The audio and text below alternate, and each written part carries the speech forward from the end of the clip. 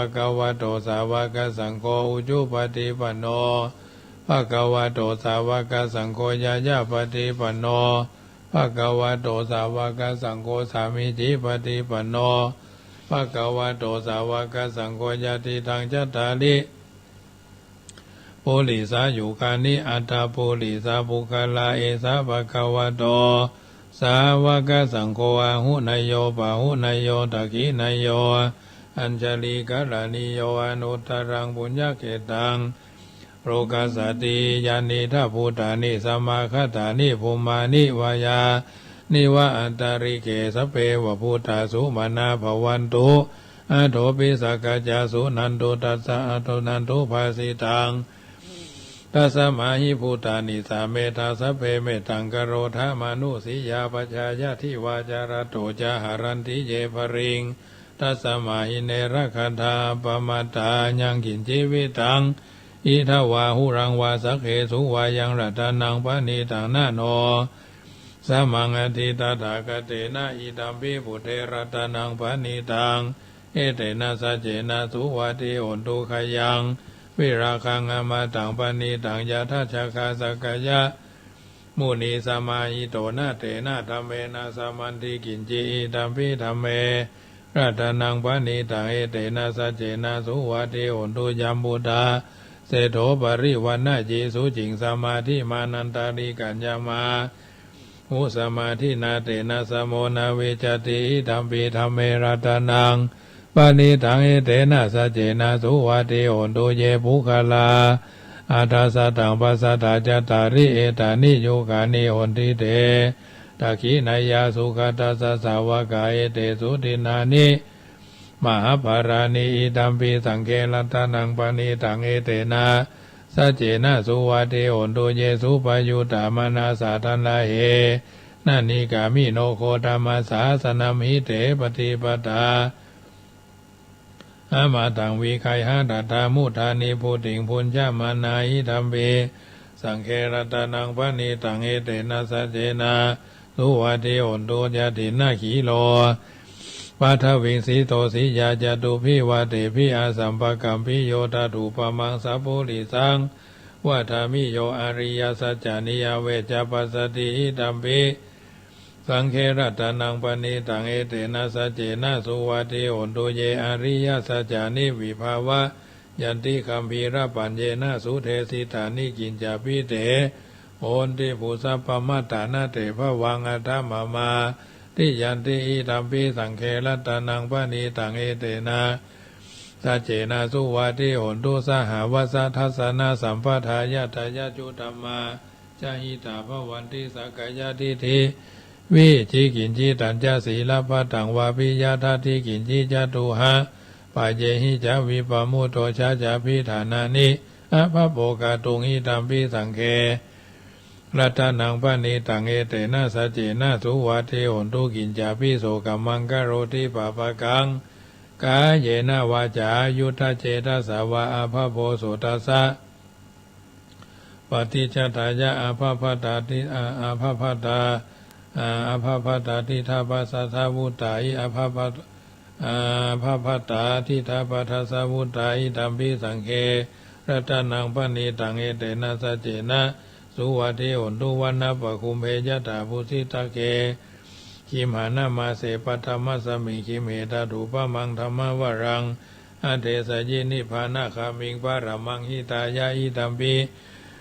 พุทเถรัตนังปณิตังเอเตนะสัจเจนะสุวัติโอนตุวะโรวะรัญญูวะระโทวะราหะโรอนุตตโรธรรมวรังอเทสยิอิตัมปิพุทเถรัตนังปณิตังเอเตนะสัจเจนะสุวัติโอนตุขีนังปุรานังนาวังนันทิสัมภวังวิรัตจิตายะทิเกภวัสสมิงเทขีนาปิจาอวิลุลาหิจันทานิปันติธิรายถายัมปติโปหิธัมปิสังเครัตนังปณิตังเอเตนะสัจเจนะสุวัติโอนตุญาณิทาภูตานิสมาคตานิภูมานิวายานิวะอัตตริเขตถาคตังเทวมนุสสะปูจิตังพุทธังธัมมังสังฆังนามาสามาสุวัติโหนตุรัตนะสุตตังยะสานุภาวะโตยะขาเนวะทัสเสนติภิงสนังยัมหิ เจนุวันจันโตรัตตินทิวะมาตันติโต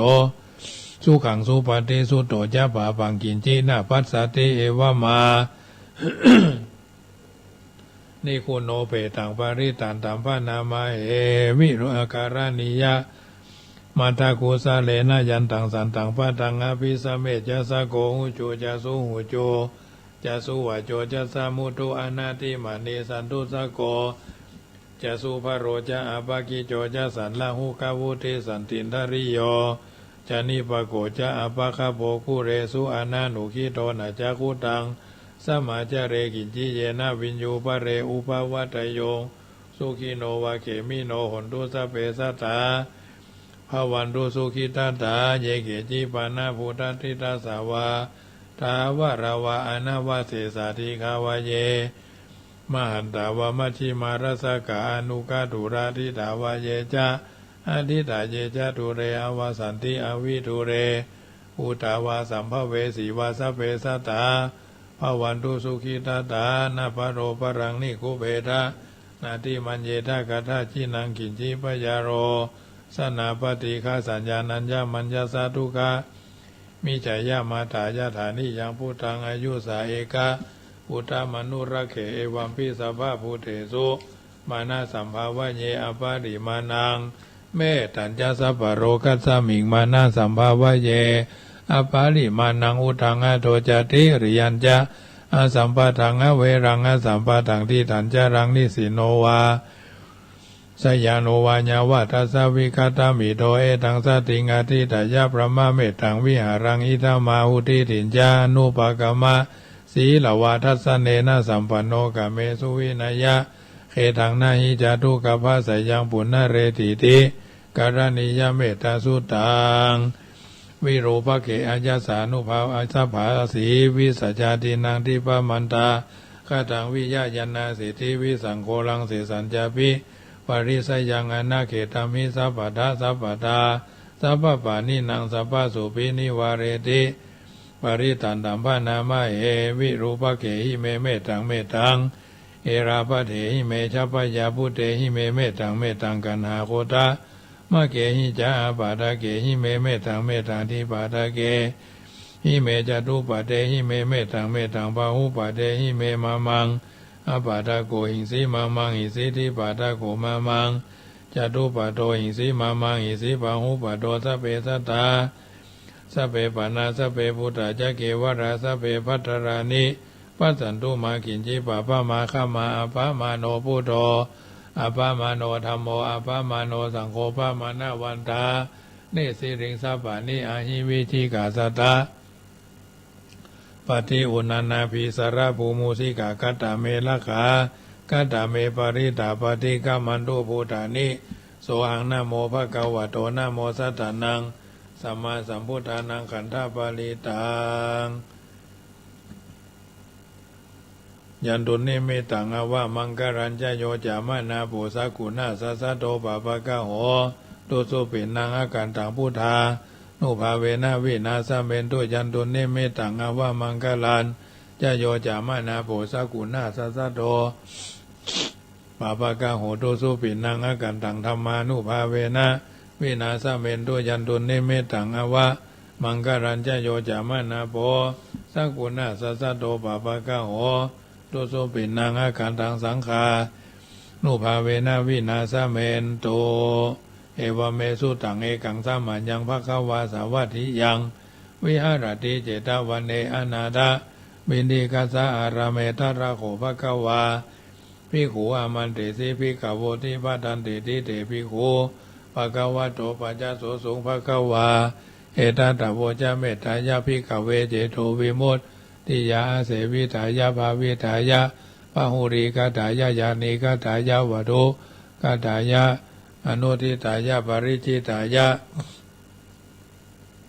สุสมารถายาอิเมเอกาทัสสานิสังสาปฏิกังขังกัตเมเอกาทัสสาสุขังสุปฏิสุขังปฏิปุจจติ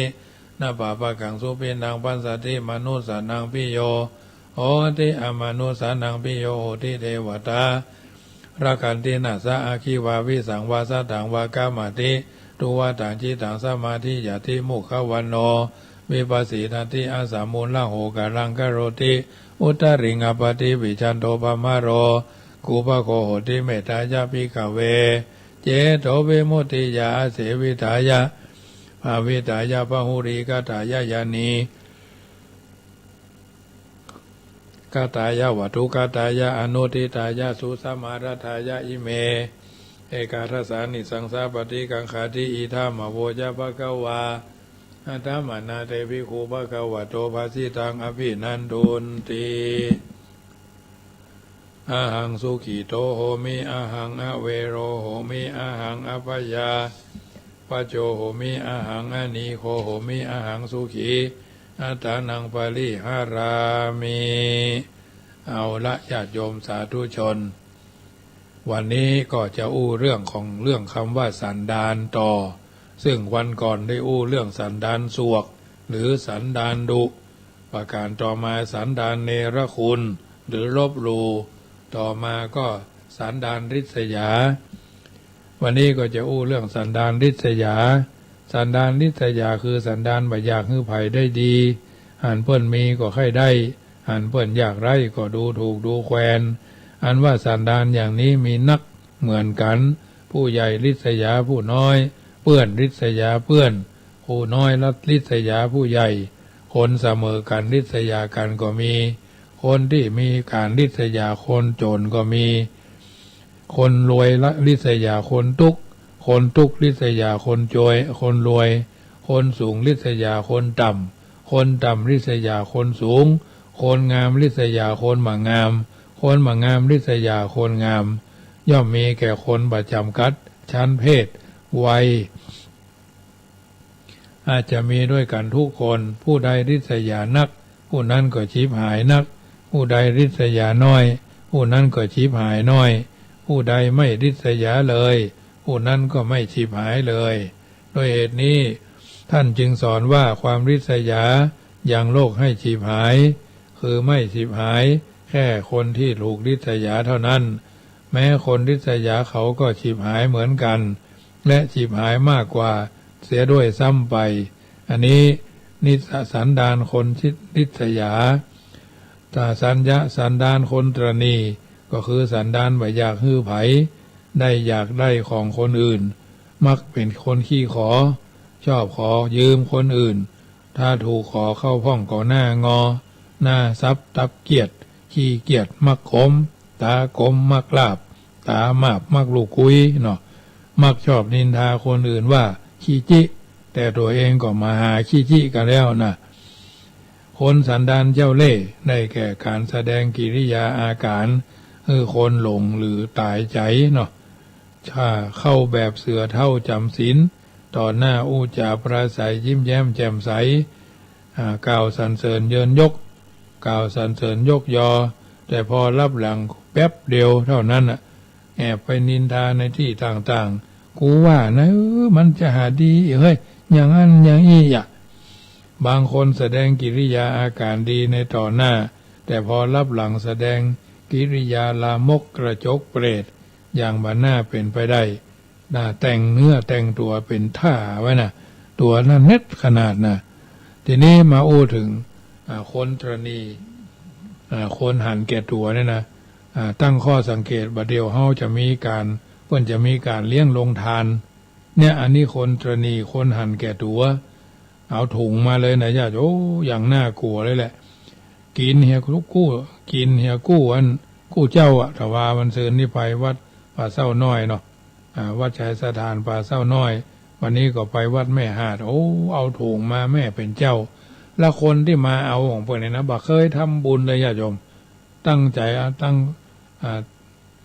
ชี้แน่ไปเลยบอกบ่เคยทำบุญคือชาตินี้เป็นอย่างนี้นะชาติต่อไปซ้ำเน็ตเหลือนี่กันนะญาติโยมเพราะบ่เคยคิดจะฮื้อนะคิดจะเอานะเคาะเข้าองค์เข้าหอเข้าปกเข้าไต่ตัวมดนะไต่นี่บางคนก็ไม่ใช่หู้เรื่องนะเอาไต่ก็เอาเข้าสักไต่แล้วเอาไต่มาใส่เข้าแล้วอันอย่างเป็นไต่วะนี่เนาะบางคนไม่ใช่หู้เรื่องนะไต่ก็คือกระสอบนั่นแหละมันอาจจะเป็นกระสอบผ้ากระสอบปุ๋ยก็อีกเอาไต่มาเนี่ยเอาเข้าใส่ไต่ไปนะปกไต่ไปด้วยอย่าไม่ใช่ไต่นะไต่คือไฟไต่นะ เป็นไฟใต้ก็คือไฟที่เพิ่นเอาใส่ไฟไหม้ใต้ลามนะไฟไหม้ใต้ลามก็ว่ากันเนาะอันเนี้ยโอ้หันระยะหลังๆเนี่ย20 ปีย้อนหลังมันเนี่ยโอ้หันแก่ตัวกันอย่างมากเนาะเนี่ยมันหันแล้วแต่ก่อนนี้เพิ่นกินก็อิ่มหรอกกินก็แค่อิ่มเอาเข้ากูก็เอามึงก็เอาไผถึงบ่ฟังไผหรอกอย่างเอาหันในคลิปในไลน์น่ะมันถึงเอามาแล้วโอ้แต่งตัวจัดเน็ตติ้วกระเป๋าแขวนกระเป๋าห้อยกระเป๋าจัดดีอ่ะโอ้โธ่แต่งหน้าเช่งวับหน้าจับหน้ารูปหน้าคุมหน้าคำเนาะพอแล้วพ่อท่อแม่เป็นเจ้าเอ๋ยเอาถุงมาเซ็ตเรียบร้อยเหลียววกเหลียววักเก็บใส่นะพอนะ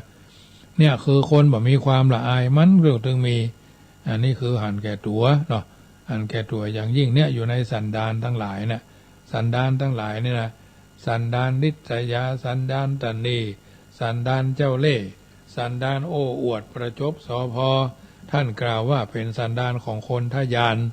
บางคนโอ้อวดเพื่อนความเด่นเช่นอวดวิชาความรู้ของตัวอวดสมบัติของตนอวดพวกของตนการอวดเหล่านี้ถ้าอวดบ่ฮู้กาลเทศะแล้วก็เป็นผลให้การประจบสอพอก็คือการพูดจาเอาใจใส่เอาใจผู้อื่นที่ไม่ตรงกับความจริงดังคำกลอนว่าเจ้าว่างามก็ต้องงามไปตามเจ้าใครเลยเล่าไม่งามตามเสด็จนะเจ้าว่างามก็ต้องงามไปตามเจ้าใครเลยเล่าใครเลยเล่าจะไม่งามตามเสด็จผู้ใหญ่บางคนมีสันดานประจบสอพรถ้าไผ่ประจบถูกใจแล้วจะต้องการอะไรหยังได้ทั้งนั้นมหาเลิกผู้แต่งนิราศพระปฐมถึงกับออกปากไว้ในนิราศนั้นว่าฝีประจบเดี๋ยวนี้ดีดอกมีดีงามนะ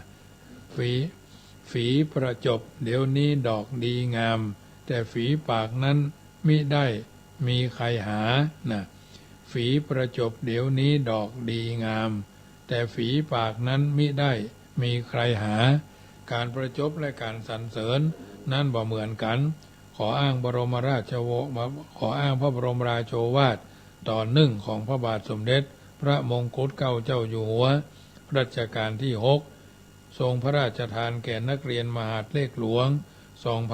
2456มาประกอบข้อความตอนหนึ่งว่าการสรรเสริญกันเช่นนี้คนสมัยเขาเรียกว่าปจคือประจบแต่ที่จริงสรรเสริญกับประจบผิดกันสรรเสริญนั่นเขากล่าวแต่เฉพาะความจริงด้วยเจตนาดีสำหรับให้ได้ประโยชน์เป็นความรื่นรมแก่ผู้ที่ได้รับสรรเสริญดังกล่าวแล้วแต่การประจบนั้นบ่จำเป็นต้องเป็นความจริงเลยแต่เจตนานั้นก็ไปข้างหมายประโยชน์ส่วนตัวผู้กล่าวมากกว่าอื่นเช่นว่าดำก็ดำตัวว่าขาวก็ขาวตัวพอฮื้อถูกใจจะดำจะขาวหรือก็จังเตอะนี่นะ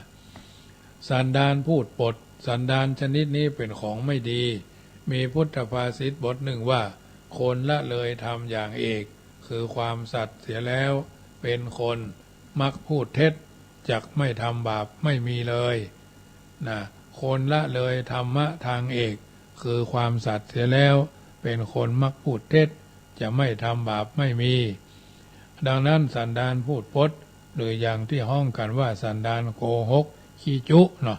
จึงเป็นสันดานเลวท่านจัดเป็นกรรมกิเลสอย่างหนึ่งปดก็หมายถึงความชั่วที่แสดงออกทางวาจาโกหกก็คือการหลอกลวงที่แสดงออกทางกายและวาจาสันดานลามกก็คือสันดานที่ชอบปรารถนาในสิ่งที่จะก่อความเดือดร้อนแก่ตนและผู้อื่นเช่นบางคนปรารถนาลาภยศอันเกิดภาวะที่ตนจะพึงได้พึงถึงแล้วแสดงความลามกต่างๆในที่สุดตัวเองก็ชิบหายอย่างน้อยก็ได้รับคำติเตียนต่างๆองค์สมเด็จพระสัมมาสัมพุทธเจ้าตรัสปรารภสันดานของคนลามกไว้ว่าคนพาลต้องการความยกย่องความเป็นหัวหน้าในหมู่ภิกษุความเป็นใหญ่ในอาวาสและการบูชาในตระกูลอื่นอันเกินภาวะของตัว โคนพาลดำริว่าหมู่คฤหัสถ์บรรพชิตทั้งสองพวกจงสำคัญว่างานที่สำเร็จแล้วก็เพราะอาศัยเราคนเดียวกิจน้อยใหญ่ทุกอย่างอยู่ในอำนาจของเราเท่านั้นริษยาและมานะย่อมเจริญแก่โคนพาลนั้นสันดานหันพิษก็คือหันบัถูกทำนองครองธรรมหันพิษเป็นชอบหันชอบเป็นพิษความหันพิษบางอย่างเป็นสันดานสืบต่อเนื่องกันมาเป็นคนเป็นพันปีสันดานชนิดนี้แก้ไขยากแม้ไผจะตักจะเตือนจะแนะจะนำจักสั่งจักสอนทักเท่าใดก็บ่ยอมเปลี่ยนบางคนก็ยอมเปลี่ยนได้ง่ายเพราะการพิจารณาของตนเองของตนโดยโยนิโสมนสิการสันดานหันพิษอย่างเบาบางอย่างก็แก้ไขได้ง่ายในเมื่อมีคนชี้แจงหู้ซึกบางคนก็มีสันดานดื้อด้านสันดานหันพิษเป็นของบดีพระพุทธเจ้าจึงตรัสสอนว่าสัตว์ผู้มีความหันพิษยึดมั่นย่อมบรรทุย่อมไม่ทุกขติย่อมไปทุกขติเนาะสัตว์ผู้มีความเห็นผิดยึดมั่นย่อมไปทุกขติเพราะสันดานหันพิษเป็นเหตุได้ประสบสิ่งที่ควรแก่ควรหันควรได้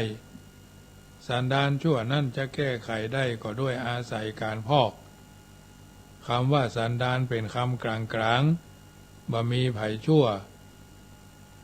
บดีบ่ชั่วถ้าจะหมายไปในทางที่ดีก็ต้องว่าสันดานบุญในทางชั่วก็ต้องว่าสันดานบาปสันดานสวกหรือสันดานดุต้องพอกด้วยขันติและเมตตาหรือไมตรีจิตระลึกถึงความดีที่มีอยู่แต่ก่อนในกันและกันสันดานริษยาต้องพอกด้วยมุทิตาจิตคือมีจิตชื่นบานในเมื่อคนอื่นได้รับความดีสันดานตรณีต้องพอกด้วยการเสียสละสันดานเจ้าเล่ห์ต้องพอกด้วยความเที่ยงธรรมซื่อตรงทั้งต่อหน้าและรับหลังสันดานโอ้อวดและประจบสอพรต้องพอกด้วยคำสัตย์สันดานลามกต้องพอกด้วยความปรารถนาในทางที่ดีที่ชอบสันดานหันพิษต้องพอกด้วยการบำรุงความรู้ความหันให้ถูกต้องตามทำนองครองธรรมสันดานเลวทุกๆอย่างต้องพอกถ้าบ่พอกก็เป็นสันดานบดีสันดานดีบ่ได้เช่นสันดานขี้ค้านต้องพอกด้วยความขยันคือเพียรสันดานหยาบต้องพอกด้วยความละเอียดถ้าพอกสันดานชั่วสะอาดได้แล้วก็เป็นสันดานดีสันดานปุถุชนแม้จะดีสักเพียงไรก็ยังอดมีกิเลสพ่องบ่ได้ซึ่งยังเป็นสันดานของสัตว์ส่วนสันดานของพระอริยเจ้าเป็นสันดานบริสุทธิ์ท่านละกิเลสได้เป็นชั้นๆสันดานของพระอริยะชั้นสูงเป็นวิสุทธิขันธสันดานคือมีความสืบต่อเนื่องแห่งขันธ์บริสุทธิ์แม้ท่านจะหยาบทางกายทางวาจาแต่ท่านก็บ่มีกิเลสและเจตนาในทางหยาบของท่านก็บ่มี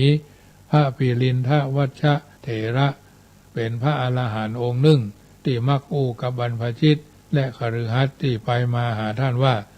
เจ้าควรถอยเสมอเจ้าควรถอยพวกภิกษุไปกราบทูลพระพุทธเจ้าให้ทรงทราบพระพุทธเจ้าตรัสว่าภิกษุทั้งหลายเอ๋ย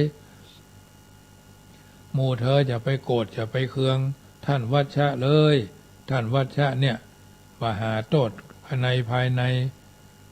หาโทษมีภายในร้องเรียนทุกข์ในร้องเรียกภิกษุทั้งหลายด้วยวาทะว่าคนถอยบ่มีถ้อยคำกระทบกระทั่งชนอื่นเป็นคำระคายหูคำระคายย่อมบ่มีแก่พระขีณาสพเพราะว่าบุตรของเรากล่าวอย่างนั้นด้วยอำนาจแห่งความเคยชินคือเพิ่นเคยว่าอย่างนั้นแผ่มันก็ว่าอยู่อย่างนั้นมันมีอย่างสู่เขาจะไปกึดอย่างนักเนอะมันเคยก็ว่าของแกไปนะไปถือไปสายอย่างเนอะอย่าความเคยชินอย่างเนี้ยท่านว่าแม้พระขีณาสพก็ยังละบ่ได้เว้นไว้แต่สมเด็จพระสัมมาสัมพุทธเจ้า เฮาเท่านั้นที่ทรงละวาสนา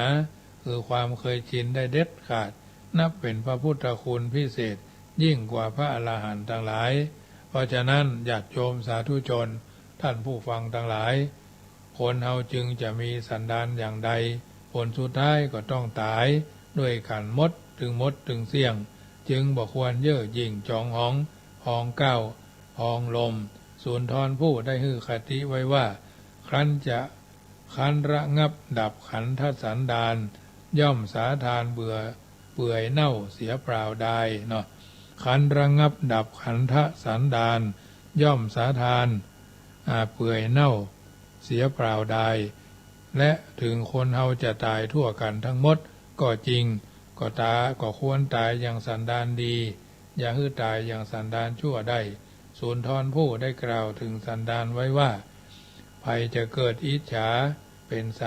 สามานสันดานพานผู้ใดทำกรรมอนันต์เนาะใครเกิดจิตอิจฉาเป็นสามานเป็นสันดานพานผู้ใดทำกรรมอนันต์ฉะนั้นจุงอย่ามีสันดานพานควรอบรมสันดานเป็นบัณฑิตในโอกาสต่อไปญาติโยมสาธุชนท่านผู้ฟังทั้งหลายรายการเสียงธรรมก่อนรับตาก็มาถึงช่วงสุดท้ายก่อนจะเอิ้นเจริญพรกับบรรดาญาติโยมก็บอกเอิ้นเจริญพรเนิ่งานบุญงานกุศลที่จะมีไปทางหน้าย้ำถามว่าวันพรุ่งนี้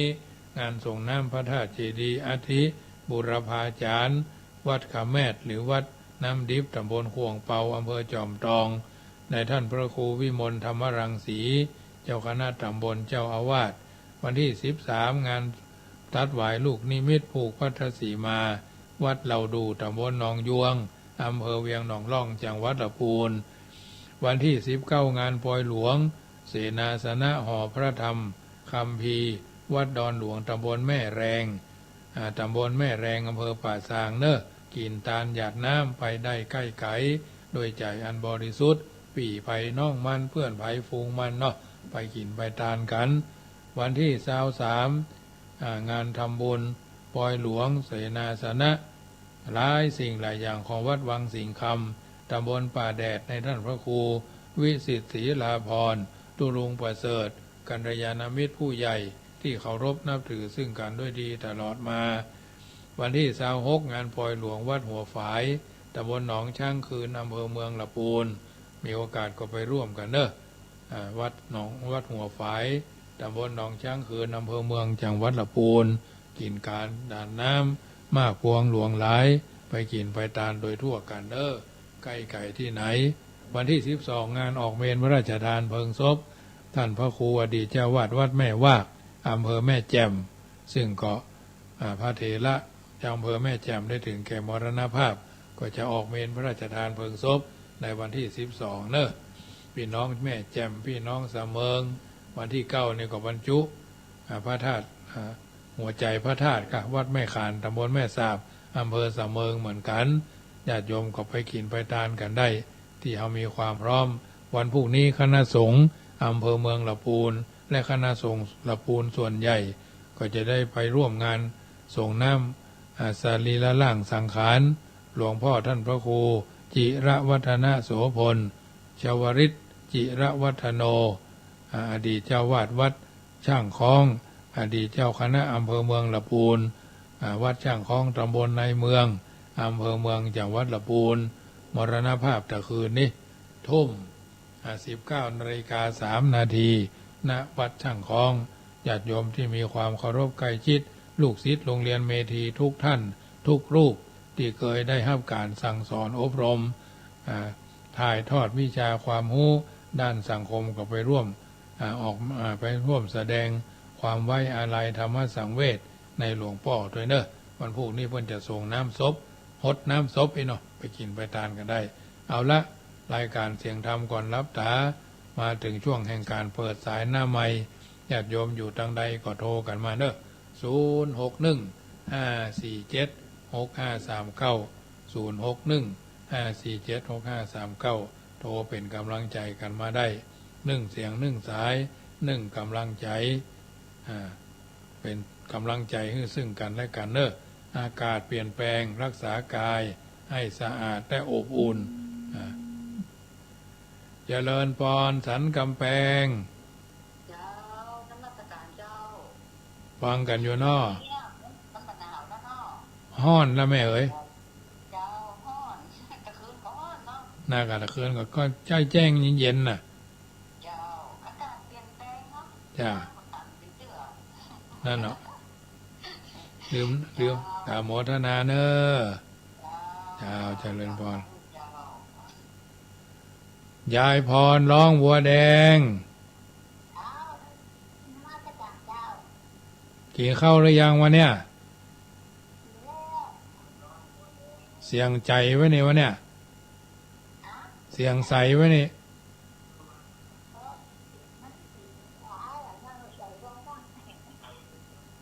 กิน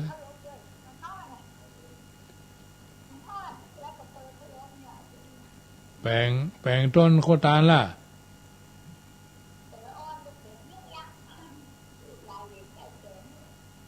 ปักกี่หมื่นวะเนี่ยก็เก็บไว้หาขึ้นมูลค่าสตางค์ใส่แอปยาน่ะ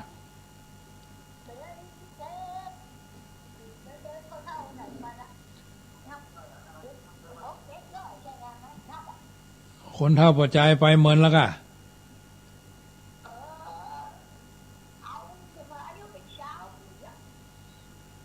วัน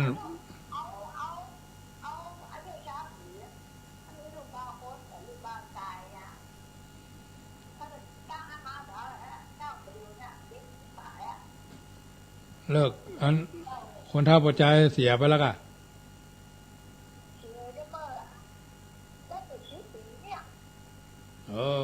เป็นสาวทำไมเนาะ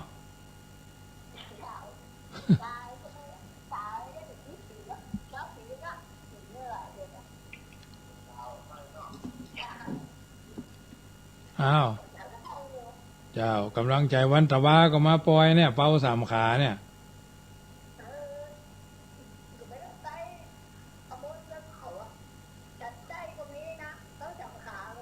ไปเป้าสามขาตะวาน่ะ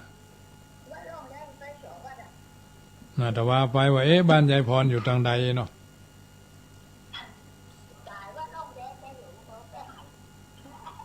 เดี๋ยวมาแน่กินขนมแน่เจ้ากำลังใจเนอเจ้าเลินพรเจ้าแม่เลี้ยงกาแฟ100 แก้ว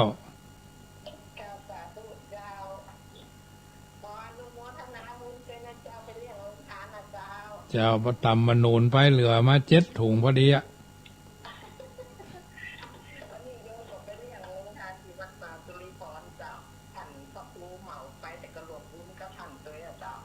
แควนนั่นได้สารหน้าห้อนเนาะ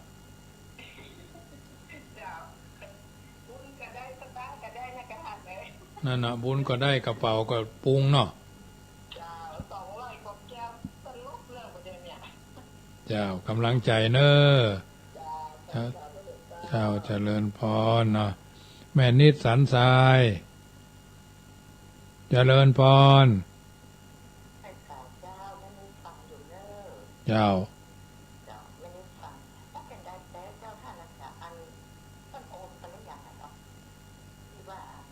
โอนมาแล้วเจ้า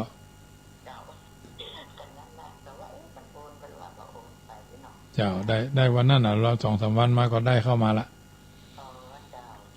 เจ้ากำลังใจแม่นิดเนอจะเจริญพรท้ายที่สุดนี้ญาติโยมสาธุชนอยู่จุดไหนม่งใดจะรับจะนอนก็ตั้งอกตั้งใจไหว้พระนบธรรมนึกถึงบุญคุณงามความดีปารมีธรรมดังบัณฑิตกล่าวเอาไว้ว่าก่อนท่านนอนหลับไปในคืนนี้ขอจงตั้งดวงฤดีไว้ให้มั่นนึกถึงกุศลความดีที่ผูกพันจิตตั้งมั่นแน่วแน่แล้วแผ่ไปเจริญพรแม่ครู